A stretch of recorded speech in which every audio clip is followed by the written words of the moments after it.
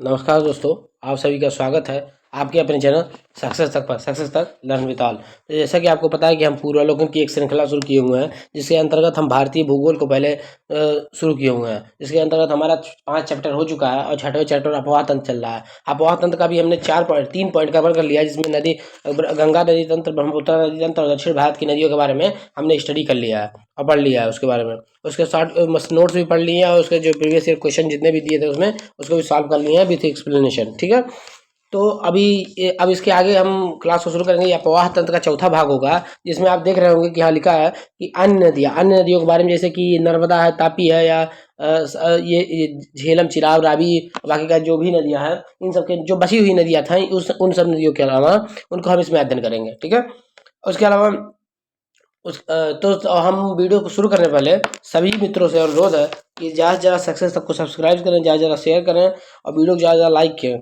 और सपोर्ट करें। ठीक है, आप जाकर प्लेलिस्ट को चेक कर सकते हैं, जिसके अंतर्गत हम आपको देखने को मिलेगा कि फर्स्ट पार्ट से लेके अब लास्ट तक सारे वीडियोस को देख सकते हैं और स्पीडोमीटर लगा के पढ़ भी सकते हैं। ठीक है, वहाँ पे एक प्लेलिस्ट और बनी हुई है जिसमें हमने भारतीय भूगोल को बोर्ड पे पढ़ाया हुआ है, तो आप उसको भी देख सकते हैं और वहाँ पे राय दे सकते हैं कि उस श्रृंखला को शुरू किया जाए या ना किया जाए। ठीक है, आप चैनल पे बने रहें बहुत अच्छे वीडियोस के लिए। चलिए शुरू करते हैं हमारे वीडियो को। तो आज का पार्ट है कि अन्य नदियों के बारे में। तो अब देखते हैं सतलज कहाँ से लिखिए, देखते हैं। तो सतलज नदी का उद्गम तिब्बत में कैलाश पर्वत के मानसरोवर झील के पास से हुआ है। मानसरोवर झील के निकट से हुआ, राकस्थान नामक झील से हुआ है। यह उत्तर पश्चिम दिशा में बहते हुए सिपकिला दर्रे से हिमाचल में प्रवेश करती है। तो इसको याद करना है कि ये हिमाचल में कहाँ से प्रवेश करती है, सिपकिला दर्रे से हिमाचल में प्रवेश करती है। यह हिमालय की श्रेणियों को काटकर गहरे गाज का निर्माण करती है। यह भारत में ब्यास नदी के जल को पाकिस्तान में रावी, झेलम तथा चिनाब जल को संग्रहित करके सिंध में मिलाती है। तो इसको क्या करना है, ये भारत में ब्यास नदी के जल और पाकिस्तान में रावी, झेलम, चिनाब के जल को संग्रहित कर मीठन कोट पाकिस्तान में सिंध में मिल जाती है। इसकी कुल लंबाई कितनी है, 1500 मीटर की लंबाई। देखिए हाईलाइट किया हुआ है। सोन नदी की उत्पत्ति, अब देखिए दूसरी नदी है सोन नदी की उत्पत्ति अमरकंटक के पठार से हुआ है। सोन की प्रमुख नदियां रिहंद और उत्तरी कोयल है। तो आपको ये याद करना, रिहंद नदी, तो उत्तर प्रदेश का पेपर दे रहा है तो आपको रिहंद नदी याद करना है। रिहंद किसकी सहायक नदी है, तो सोन की सहायक नदी है। और रिहंद और उत्तरी कोयल नदी सोन की सहायक नदी है। चलिए आगे बढ़ते हैं, कोसी नदी के बारे में देखते हैं। कोसी नदी का उद्गम नेपाल में हुआ। तो कोसी का उद्गम कहाँ से हुआ है, नेपाल के तिब्बत के 3 धाराओं से हुआ है, सुन कोसी, अरुण कोसी और तमोर कोसी। कौन कौन सी कोसी हैं, तो सुन कोसी, अरुण कोसी और तमोर कोसी, तीनों का संगम से कोसी नदी बनती है। कोसी का 720 किलोमीटर की लंबाई है। कुरसेला कटिहार के समीप गंगा में मिल जाती है। देखिए अब इसको याद करना है कि कोसी नदी कहाँ गंगा से मिल जाती है, तो कुरसेला कटिहार के समीप। देखिए का से कोसी, का से कुरसेला और का से कटिहार, तो नजदीक गंगा में मिल जाती है। ठीक है, तो गंगा की सहायक नदी है कोसी। ठीक है, कोसी नदी 7 धाराओं में, कोसी नदी नदी की 7 धाराएं हैं, जिसमें सुन, अरुण और तमोर प्रमुख धाराएं हैं। ठीक है, चलिए आगे देखते हैं। यह नदी अपनी मार्ग परिवर्तित करके आकस्मिक बाढ़ लाने के लिए है। इसे बिहार का शोक भी कहा जाता है। तो इसको याद करना है कि बिहार का शोक किस नदी को कहा जाता है, तो बिहार का शोक कोसी को कहा जाता है। ठीक है, आगे चलते हैं। दामोदर नदी, नेक्स्ट नदी कौन सी है, दामोदर नदी। दामोदर नदी का उद्गम छोटा नागपुर के पठार से हुआ है। छोटा नागपुर का पठार से हुआ, देखिए जैसे ये छोटा नागपुर का पठार है ना, बीचों बीच दामोदर नदी बहती है और ये ऊपर आपको बनाती है हजारीबाग का पठार और नीचे बनाती है रांची का पठार। ठीक है, और बीचों बीच से निकल जाए, यहाँ से स्वर्णरेखा नदी निकलती है जो जाके बंगाल खाड़ी में मिलती है। ठीक है, चलिए आगे देखते हैं हम। तो दामोदर नदी का छोटा नागपुर पठार से हुआ। यह नदी भ्रंश घाटी से होकर बहती है। इसकी सहायक नदी बराकर, जमुनिया और बरकी है। दामोदर नदी अंत में रूपनारायण नदी के जल को संग्रह करके कोलकाता के निकट हुगली में मिल जाती है। ठीक ना, तो दामोदर नदी रूपनारायण नदी का संग्रह करके 55 किलोमीटर पहले कोलकाता के हुगली में मिल जाती है। ठीक है, दामोदर नदी की कुल लंबाई 592 किलोमीटर है। एडन नहर 1938 में दामोदर नदी से निकाली गई थी। तो इसको याद करना है कि एडन नहर किस नदी से निकाली गई है, तो एडन नहर दामोदर नदी से निकाली गई है। एडन नहर दामोदर नदी से निकाली गई है 1938 में। एडन नहर दामोदर नदी से निकाली गई है। ठीक है, चल देखते हैं। गिरिडीह और दुर्गापुर के बीच में 300 किलोमीटर लंबे में यह जैविक मरुस्थल बन गई है। तो इसको याद करना है, कौन सी नदी गिरिडीह और दुर्गापुर के नजदीक जैविक मरुस्थल बन गई है, तो दामोदर नदी। ये इसे बंगाल का शोक भी कहा जाता है। तो इसको याद करेंगे कि गिरिडीह, झारखंड के गिरिडीह जिले और वेस्ट बंगाल के दुर्गापुर जिले के बीच में ये 300 किलोमीटर के बीच में जैविक मरुस्थल बन गई, मतलब कि इसमें पॉल्यूशन बहुत ज्यादा है। ठीक है, दामोदर नदी में। चलिए देखिए, हगरी नदी पश्चिम घाट से निकलकर कर्नाटका और आंध्र प्रदेश से प्रभावित होकर तुंगभद्रा में मिल जाती है। तो हगरी किसकी सहायक नदी है? तुंगभद्रा की सहायक नदी है। बेदारथी नदी के नाम से भी जाना जाता है, हगरी नदी को बेदारथी नाम से जाना जाता है। बेद और अवथी नदियां सह्याद्री से उद्गमित होकर पूरा के पास बेदावथी कहलाती हैं। ठीक है, अब देखते हैं झेलम नदी। झेलम नदी हिमालय पर्वत श्रृंखला में पीर पंजाल पर्वत पर स्थित बैरीनाग जल से निकलती है, बैरीनाग से निकलती है। ठीक है, देखिए झेलम यहाँ से निकलती है, देखिए शेषनाग बैरीनाग से निकलती है और ये यूं आकार करके यहाँ पर ये यूं, देखिए ये झेलम है, ये झेलम नदी है, ये पाकिस्तान के बॉर्डर से बहती हुई, तो यहाँ पे गोखुर झील बनाती है, गोखुर झील, जिसको बैरीनाग झील कहते हैं। देखिए बैरीनाग झील ने ये गोखुर का निर्माण, तो ये गोखुर झील का निर्माण करती है झेलम नदी। ठीक है, ये बैरीनाग से निकलती है, यहाँ पे ये शेषनाग झील का निर्माण करती है, फिर आगे पाकिस्तान के सीमा से समानांतर बहती हुई पाकिस्तान में निकल जाती है। ठीक है, झेलम नदी। ठीक है, तो वही बताना है, झेलम नदी हिमालय पर्वत से श्रृंखला से पीर पंजाल पर्वत पर स्थित बैरीनाग जल स्रोत से निकलती है। यह नदी उत्तर पश्चिम दिशा में बहती हुई भूलर झील में मिलती है। ठीक है, उत्तर पश्चिम दिशा में बहती हुई भूलर झील में मिलती है। श्रीनगर शहर झेलम नदी के किनारे पर, तो इसको क्या करना, श्रीनगर शहर किसके किनारे है? झेलम के नदी के किनारे है। झेलम और रावी पाकिस्तान में चिनाब में मिल जाती है। झेलम और रावी पाकिस्तान में कहाँ मिल जाती हैं? चिनाब में मिल जाती है। भारत में हिमाचल प्रदेश राज्य के लाहौल घाटी में चंद्रा और भागा नदियां प्रभावित होती हैं। तो चंद्रा भागा और नदियां कहाँ प्रभावित होती हैं?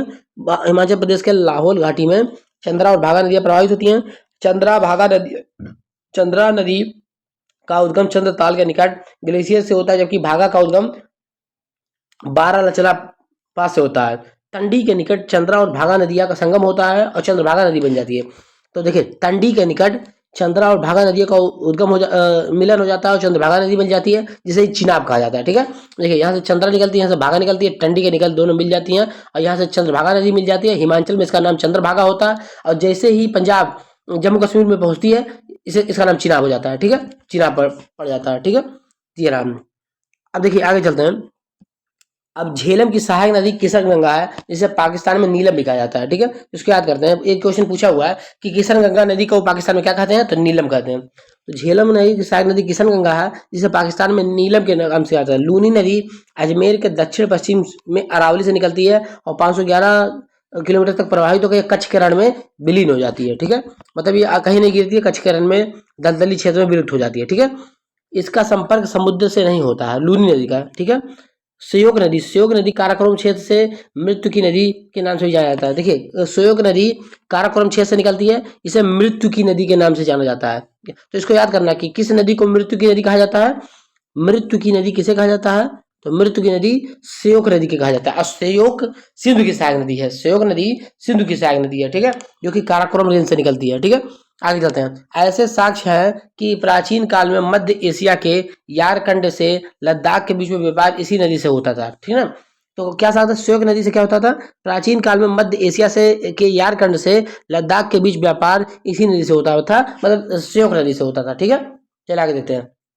अब देखिए एक नदी है जास्कर नदी। जास्कर नदी भी सिंधु की सहायक नदी है। ठीक है, तो इसके बारे में देखते हैं। जास्कर नदी जास्कर सीरीज के गहरे गाज का निर्माण करती है, कठोर चट्टानी भागों से होकर निकलती है। यह पहले उत्तर पूर्व की ओर बहती है और अंत में यह नेमू में सिंधु में मिल जाती है। इसकी उत्पत्ति हिमाचल प्रदेश और लद्दाख की सीमा पर सरचू उच्च अक्षांशीय पठार से होती है। ठीक है, जास्कर नदी की लंबाई 150 किलोमीटर की है और ये सिंधु की सहायक नदी है।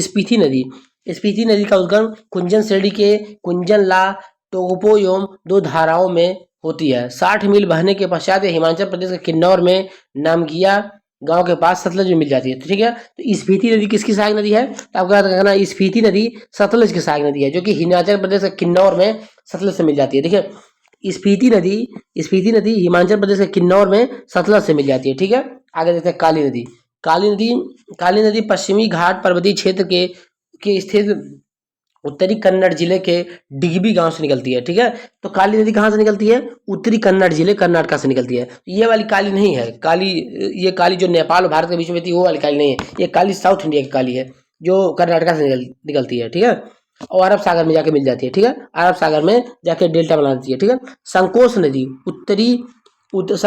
उत्तरी भूटान से उद्गमित होकर असम और पश्चिम बंगाल के बीच सीमा बनाती हुई असम बांग्लादेश सीमा के निकट ब्रह्मपुत्र में मिल जाती है। तो देखिए संकोच कहाँ से निकलती है? संकोच नदी उत्तरी भूटान से उद्गमित होती है और असम होकर असम और पश्चिम बंगाल के बीच का सीमा बनाती है और हुई असम और बांग्लादेश की सीमा के निकट ब्रह्मपुत्र में मिल जाती है। तो क्या याद करना है कि संकोच नदी भूटान से निकलती है और किसके बीच में सीमा बनाती है, असम और पश्चिम बंगाल के बीच में सीमा बनाती है और फिर असम और बांग्लादेश होते हुए बांग्लादेश के सीमा के निकट ब्रह्मपुत्र में मिल जाती है। ठीक है, संकोच नदी। ठीक है, आगे चलते हैं। माही माही नदी मध्य प्रदेश में उद्गमित होकर खांडू के निकट राजस्थान के बांसवाड़ा जिले में प्रवेश करती है। ठीक है, यह नदी नरबाली तक बहने के पश्चात दक्षिण पश्चिम दिशा की ओर गुजरात में प्रवाहित होती हुई खंभात की खाड़ी में गिरती है। ठीक है, तो कहाँ से निकलती है? माही नदी मध्य प्रदेश से निकलती है और खंभात की खाड़ी में गुजरात में जाके इसका उद्गम हो जाता है। ठीक है, चलिए आगे देखते हैं। मीठी नदी मुंबई स्थित बिहार झील के अधिप्रवाह से उद्गमित होती है। ठीक है, मीठी नदी मुंबई स्थित बिहार झील के अधिप्रवाह से उद्गमित होती है। हुई 2 किलोमीटर प्रवाह के बाद ये पोवई झील का पानी भी अधिप्रवाह के चलते मिल जाता है। यह कुल 18 किलोमीटर की दूरी कर माहिम खाड़ी के पास अरब सागर में मिल जाती है। तो मीठी नदी कहाँ पे है? मीठी नदी मुंबई में है, जो कि पोवई झील में का पानी का लेती है। तो पहले बिहार झील का पानी का अधिहार करती है और फिर पोवई झील का पानी का अधिहार करती है और 18 किलोमीटर चलने के बाद माहिम की खाड़ी अरब सागर में गिर जाती है। ठीक है, तेल नदी महानदी की एक प्रमुख सहायक नदी है। तेल नदी महानदी की एक प्रमुख सहायक नदी है। ठीक है, तो इसको याद करना है। कपिली या कोपली नदी ब्रह्मपुत्र की सहायक नदी है। कपिली या कोपली नदी ब्रह्मपुत्र की सहायक नदी है, जो कामरूप नगर इसी नदी के तट पर स्थित है। देखिए, कपिली के तट पर कहाँ स्थित है? कामरूप नगर इसी नदी के तट पर स्थित है। कपिली या कोपली नदी के तट पर कामरूप नगर स्थित है। ठीक है, कामरूप नगर। ठीक है, तो देखिए अब कुछ नदियां दी हुई हैं जिनके उद्गम और संगम के बारे में बताया गया है। ठीक है, तो यहाँ पर देख लेंगे इसको फटाफट। अब देखिए सिंधु का उद्गम कहाँ से होता है? तो सिंधु का उद्गम तिब्बत मानसरोवर झील के निकट होता है और अरब सागर में मिलती है। झेलम बेरी नाग से निकलती है जम्मू कश्मीर में और चिनाब नदी में जाके पाकिस्तान में मिल जाती है। चिनाब नदी बारालाचा दर्रा से निकलती है हिमाचल प्रदेश में और सतलुज नदी में मिल जाती है पाकिस्तान में। ठीक है, चिनाब नदी। रावी नदी रोहतांग दर्रा से निकलती है हिमाचल प्रदेश से और चिनाब नदी में मिल जाती है। ठीक है, आगे देखते हैं। ब्यास नदी ब्यास कुंड रोहतांग दर्रा से निकलती है और सतलुज नदी में मिल जाती है। राकसताल सतलुज नदी राकसताल तिब्बत से निकलती है और सिंधु नदी में मिल जाती है। लूनी अरावली से निकलती है, कच्छ के रण में चली जाती है। माही मध्य प्रदेश से निकलकर खंभात की खाड़ी में चली जाती है। ठीक है, आगे देखते हैं। सिंधु की सहायक नदियां। अब देखिए आगे देखते हैं। सिंधु की सहायक नदियां में झेलम चिनाब रावी ब्यास सतलुज जास्कर श्योक नुब्रा गिलगिट हुंजा काबुल नदियां हैं। झेलम किसकी सहायक नदी है? तो किशनगंगा की। और सतलज किसकी सहायक नदी है? तो स्पीति की। सतलज की सहायक नदी क्या है? स्पीति है। ठीक है, तो ये रहा का थ्योरी वाला पार्ट। अब इसमें हम क्वेश्चन देखेंगे। जो ये चैप्टर है अन्य नदियों वाले चैप्टर में, इनमें लगभग कम से कम 58 क्वेश्चन है। इसमें हम इस वाली क्लास में लगभग 20 से 25 क्वेश्चन करेंगे और जो बचे हुए क्वेश्चन होंगे हम नेक्स्ट क्लास में उसको जल्द से जल्द पूरा करेंगे। ठीक है, चलिए देखते हैं। अब देखिए क्वेश्चन नंबर फर्स्ट देखते हैं। क्वेश्चन नंबर फर्स्ट ये रहा। देखिए कौन सा क्वेश्चन है? बीपीएससी 2022 का क्वेश्चन, मतलब लेटेस्ट क्वेश्चन है। इसको ध्यान से देखेंगे। थोड़ा ब्लर है तो क्या हुआ, इसको काम चलाएंगे आप। ठीक है, ऊट वाला क्वेश्चन है। निम्नलिखित तुलना के आधार पर हिमालयी नदियों की प्रायद्वीपीय नदी से तुलना करें। अधिकांश हिमालयी नदियां बारहमासी हैं जबकि अधिकांश प्रायद्वीपीय नदियां वर्षा पर निर्भर हैं। सही है, पहला सही है। हिमालयी नदी की ढाल प्रायद्वीपीय नदी की तुलना में अधिक खड़ा है। हिमालयी नदी का ढाल प्रायद्वीपीय नदी की तुलना में अधिक खड़ा है। गलत है। प्रायद्वीपीय नदी हिमालयी नदी की तुलना में अपने रास्ते से अधिक क्षरण का कारण बनती है। प्रायद्वीपीय नदी हिमालयी नदी की तुलना में अपने रास्ते से अधिक क्षरण का कारण बनती है। सही है। तो कौन कौन सा सही है? हिमालयन। अब देखिए एक बार और देखेंगे, एक बार और फिर से पढ़ते हैं कि अधिकांश हिमालयी नदियां बारहमासी हैं जबकि अधिकांश प्रायद्वीपीय नदी वर्षा पर निर्भर करती हैं। पहला सही है। अधिकांश नदी की ढाल प्रायद्वीपीय नदी की तुलना में अधिक खड़ा है। हाँ सही है। प्रायद्वीपीय नदी हिमालयी नदी की तुलना में अपने रास्ते से अधिक क्षरण करती हैं। गलत है, क्योंकि ज्यादातर प्रायद्वीपीय नदी हिमालयी नदी की तुलना में ज्यादा नहीं करती हैं। ठीक है, तो 1 और 2 नंबर सही होगा। ठीक है, 1 और 2 ऑप्शन सही होगा। ठीक है, ये बीपीएससी 2022 का क्वेश्चन था। देखते हैं। अधिकांश हिमालयी नदियां बारहमासी हैं जो हिमालय ग्लेशियर से जल प्राप्त करती हैं, जबकि अधिकांश प्रायद्वीपीय नदियां निर्भर करती हैं जल पे। हिमालयी नदियों की ढाल प्रायद्वीपीय नदी की तुलना में अधिक खड़ा होता है।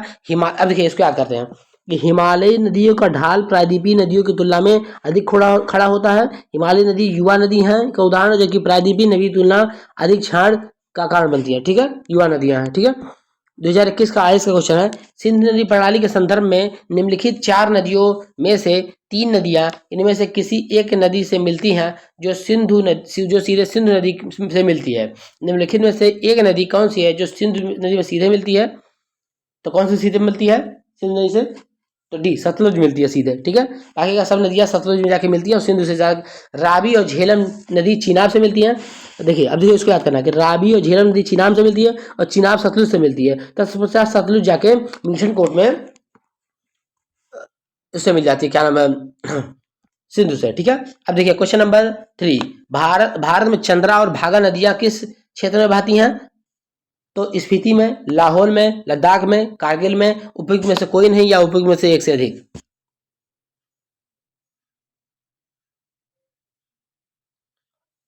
तो चंद्रभागा नदियां कहाँ बहती हैं? लाहौल में बहती हैं। ठीक है, सी नंबर ऑप्शन। ठीक है, इसका एक्सप्लेनेशन देख लेते हैं कि भारत में हिमाचल प्रदेश में राज्य में लाहौल घाटी में चंद्रा और भागा नदियां प्रवाहित होती हैं। चंद्रा नदी का उद्गम चंद्रा ताल से ग्लेशियर से, जबकि भागा नदियों का उद्गम बारालाचला के निकट होता है।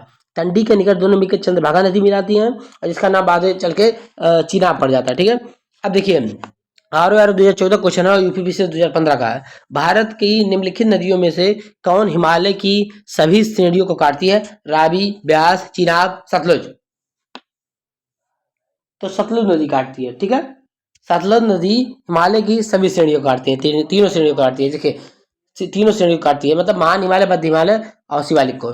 सतलुज नदी हिमालय की श्रेणियों काटकर गहरे गाज का निर्माण करती है। यह नदी हिमालय पार ट्रांस नदी है। ठीक है, चलिए यूपीपीसी 2020 का क्वेश्चन है कि निम्नलिखित में से कौन सी एक नदी हिमालय प्रांत ट्रांस नदी है?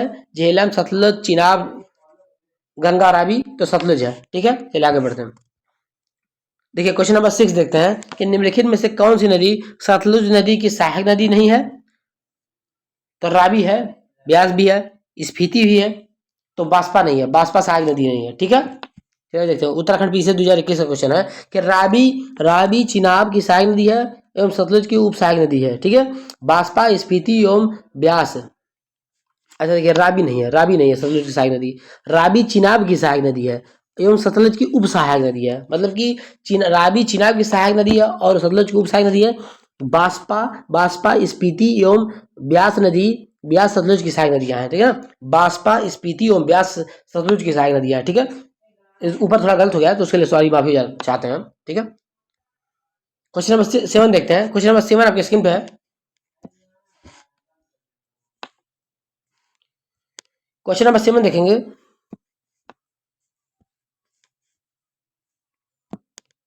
क्वेश्चन नंबर 7 देखेंगे, दूध गंगा नदी निम्न में से किससे अवस्थित है? जम्मू एंड कश्मीर में, हिमाचल प्रदेश में, उत्तराखंड में और पश्चिम बंगाल में। तो दूध गंगा नदी दोनों जगह स्थित है, ए और सी दोनों में। ठीक है, चलिए देखते हैं। दूध गंगा नामक नदियां जम्मू कश्मीर के अतिरिक्त उत्तराखंड और महाराष्ट्र में भी प्रभावित होती हैं, अतः इसका आंसर भी ए और सी दोनों सही होगा। ठीक है, मतलब ये क्वेश्चन कुछ उल्टा पल्टा टाइप का था। ठीक है, यूपीपीसी एग्जाम का क्वेश्चन है। अब देखिए क्वेश्चन नंबर 8 देखते हैं। निम्नलिखित में से कौन सी नदियां बंगाल की खाड़ी में गिरती हैं? गंगा, ब्रह्मपुत्र, गोदावरी, महानदी, कृष्णा, कावेरी।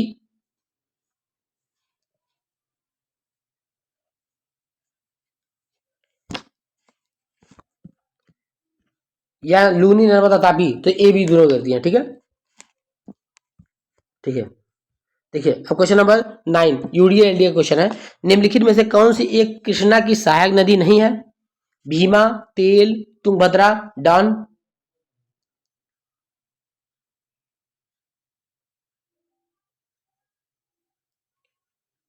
तो तेल नदी गोदावरी की है शायद, सहायक नदी। ठीक है, देखते हैं। तेल नदी कृष्णा की सहायक नदी है। देखिए तेल नदी गोदावरी नहीं है, तेल नदी कृष्णा की सहायक नदी है, सहायक नदी नहीं है कृष्णा की प्रमुख सहायक नदियों में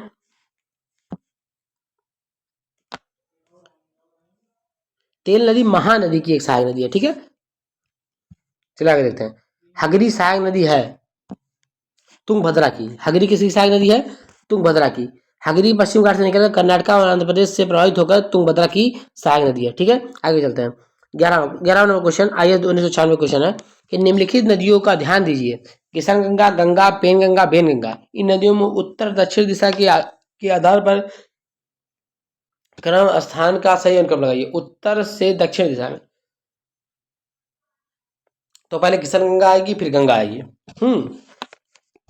तो 1 2 तो पहले होगा, 1 2 1 2 4 3, 1 2 4 3, ठीक है, 1 2 3 4, 1 2 3 4, 1 2 सॉरी 1 2 4 3 नहीं, 1 2 3 4 होगा। पहले किशन गंगा आएगी, फिर गंगा आएगी, फिर बेनगंगा, फिर पेनगंगा, ठीक है। चलिए आगे देखते हैं। हिमाचल प्रदेश से होकर बहने वाली नदियां कौन सी हैं? केवल ब्यास और चिनाब, केवल ब्यास और रावी, केवल चिनाब रावी ब्यास सतलुज, ब्यास चिनाब रावी सतलुज यमुना, कौन कौन सी हैं?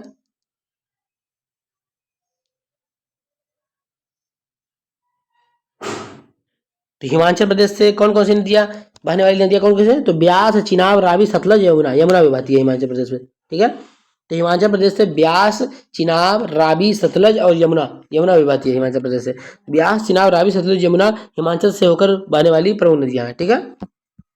चलिए आगे नेक्स्ट क्वेश्चन देखते हैं। अब यहाँ पे चित्र दिया हुआ है कि कौन कौन सी नदियां कौन कौन सी हैं, ठीक है। तो 1 नंबर पे क्या है?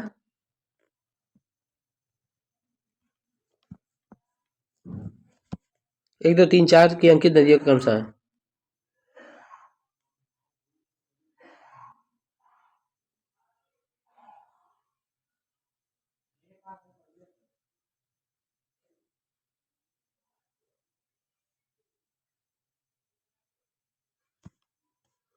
ए वाला इसमें होगा कोसी, फिर गोमती, कोसी गोमती घाघरा गंडक, कोसी गोमती घाघरा गंडक, ठीक है।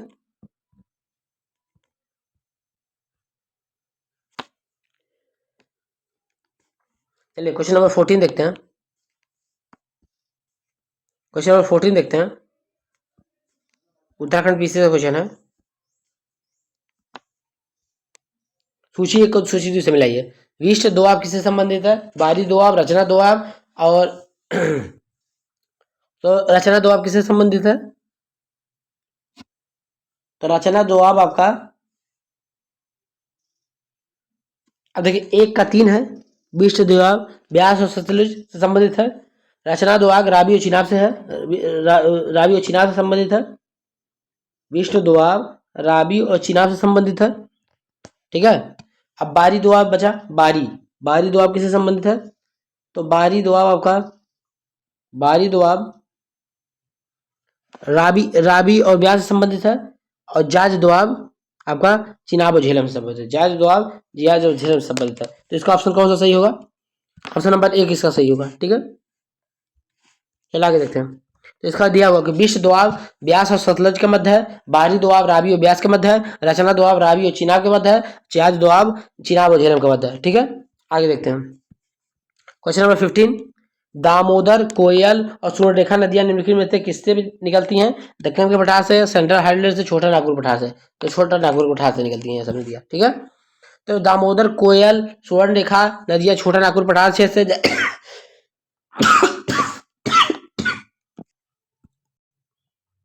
दामोदर, कोयल और सुवर्णरेखा नदियां छोटा नागपुर पठार क्षेत्र से झारखंड से निकलती हैं। सुवर्णरेखा स्वतंत्र रूप से बंगाल की खाड़ी में गिरती है, जबकि दामोदर हुगली में मिल जाती है, ठीक है।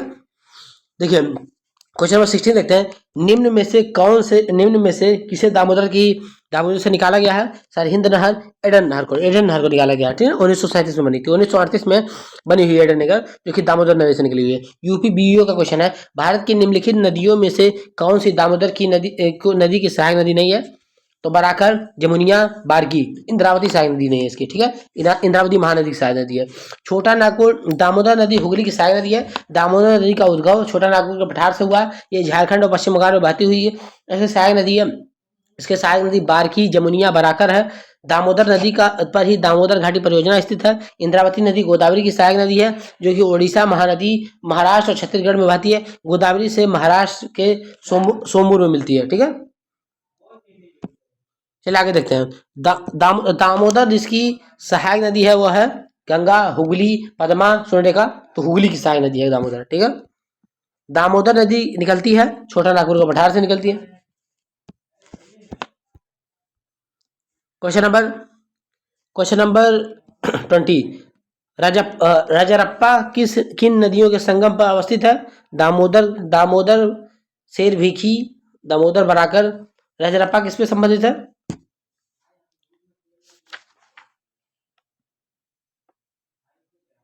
दामोदर और भेरा के संगम पर अवस्थित है। ठीक है, तो रामगढ़ 28 नहीं।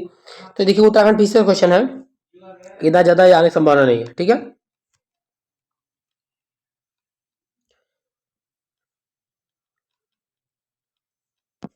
तो ये रहा आज की क्लास, जिसमें हमने 20 क्वेश्चन अभी कराए हुए हैं। बाकी का इसमें लगभग अभी 35 क्वेश्चन बचे हुए हैं, 35 क्वेश्चन बचे हुए हैं, क्योंकि हम नेक्स्ट क्लास में करेंगे, क्योंकि ज़्यादा बड़ा वीडियो ना हो कि जिससे आपको देखने में दिक्कत भी ना हो, आप इसको देख भी सकते हैं। तो आप सभी मित्रों से अनुरोध है कि आप ज़्यादा ज़्यादा सक्सेस को सब्सक्राइब करें, ज़्यादा ज़्यादा वीडियो को शेयर करें और ज़्यादा ज़्यादा वीडियो को लाइक करें, जिससे कि हमको मोटिवेशन मिले और हम और अच्छे अच्छे वीडियोज़ ला पाएँ। अभी आप और अच्छा हमको मोटिवेट करेंगे और अच्छा हमको प्रोत्साहन देंगे, तो हम और अच्छे अच्छे कंटेंट लाएंगे आपको, जिसमें थ्योरी भी पढ़ा सकते हैं हम, उस करेंगे। तो सभी मित्रों से अनुरोध है कि ज़्यादा सब्सक्राइब करें और ज़्यादा शेयर करें। तो मिलते हैं नेक्स्ट वीडियो में। चलिए, धन्यवाद।